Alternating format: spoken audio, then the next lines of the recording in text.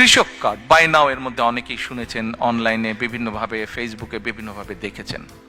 কৃষক কার্ড আমাদের কাছে যে অ্যাভেলেবল ডাটা আছে, সেই ডাটার মাধ্যমে আমরা দেখেছি বাংলাদেশে 1.5 কোটি সরাসরি কৃষক আছে। এখানে আপনারা অনেকেই আছেন, শুধু সিলেট নয়, সিলেট সহ বিভিন্ন ডিস্ট্রিক্টের, বেশ সিলেটের বাইরেও অধিকাংশ অবশ্যই সিলেট, বাট সিলেটের বাইরেও কিছু মানুষ আছেন। সিলেট হোক, সিলেটের বাইরেই হোক, ভাই আমিও হাফ সিলেটি, কাজে বলে লাভ নাই।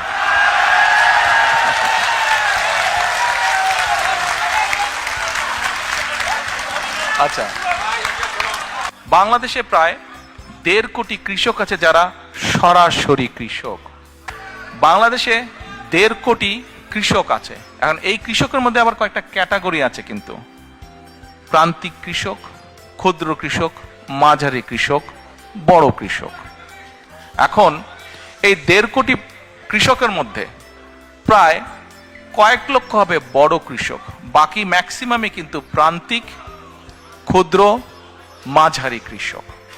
আপনাদের মধ্যেও অনেকেই কৃষক আছেন কিন্তু সরাসরি কৃষক না। হয়তো আপনার জমি আছে, আপনি কারো কাছে বর্গা দিয়ে দিয়েছেন, তাই না? মানে কাউকে দিয়ে দিয়েছেন, লিজ দিয়েছেন জমিটা, যে তুমি চাষবাস করো, ঠিক আছে, এন্ড অফ দ্য ইয়ার তুমি আমাকে এরকম একটা অ্যামাউন্ট দিও। অনেকেই আছেন এখানে। কিন্তু আমরা যেটা করতে চাইছি, এই কৃষক কার্ডটা হবে ব্যাংক কার্ডের মতনই, ওটাতে একটা চিপ থাকবে, এবং আমরা বাংলাদেশে যত কৃষি জমি যা আছে সবগুলাকে একটা সার্ভারের ভিতরে আমরা নিয়ে আসব।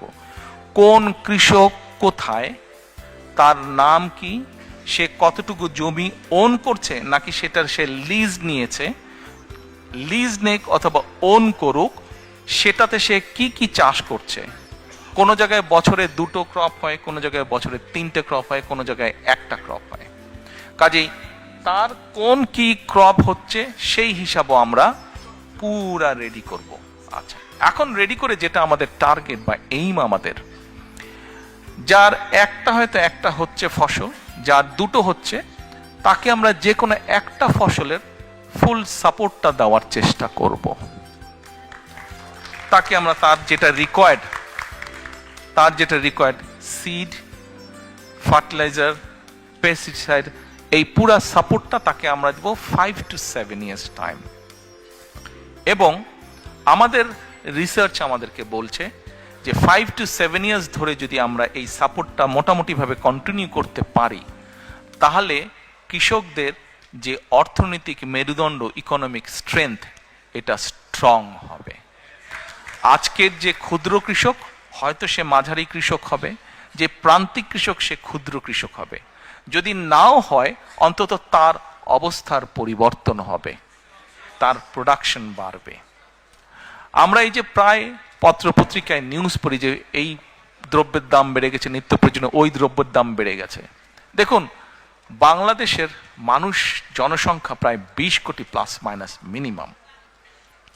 এই জনসংখ্যাকে যদি আপনার ফুড সাপ্লাই দিতে হয়, আমাদেরকে অবশ্যই আমাদেরকে এগ্রিকালচারের প্রোডাকশন বাড়াতে হবে।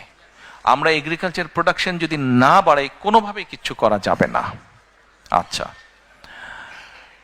এর মধ্যে আমাদের আরেকটি প্রোগ্রাম আছে এই কৃষক কার্ডের ভিতরে। 10টা ফ্যাসিলিটি আমরা দেব। যেমন অনেক সময় বিভিন্ন জায়গায় বন্যা হচ্ছে, বিভিন্ন জায়গায় দুর্যোগ, বৃষ্টি, ঝড় হচ্ছে।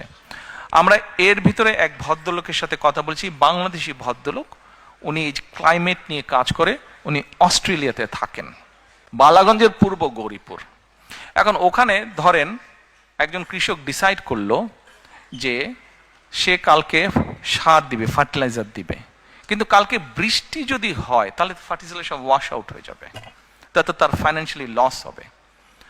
আমরা যে জিনিসটা প্ল্যান করছি, যেহেতু আমরা পুরো সার্ভার ভিতরে পুরো একদম ম্যাপিং করে, জোনিং করে আমরা নিয়ে আসব, এবং তাদেরকে আমরা স্মার্টফোনের মাধ্যমে সিস্টেম, আমরা অ্যাপ দিয়ে দিব আস্তে আস্তে। একবারে we can do that, gradually we will do that. আমরা করব, সে তখন ওই সিস্টেমে সে নক করবে। সিস্টেমে নক করলে ওইখানে ওই কৃষক কিন্তু দেখতে পাবে যে কালকে বৃষ্টি হচ্ছে কি হচ্ছে না, হি উইল নো দ্যাট। আমরা এই ডিটেল পর্যন্ত আমরা কাজ করেছি। বাংলাদেশের মানুষ তাদের সমর্থন দিলে, আমরা ইনশাল্লাহ সরকার গঠনে সক্ষম হলে, gradually we will build this system.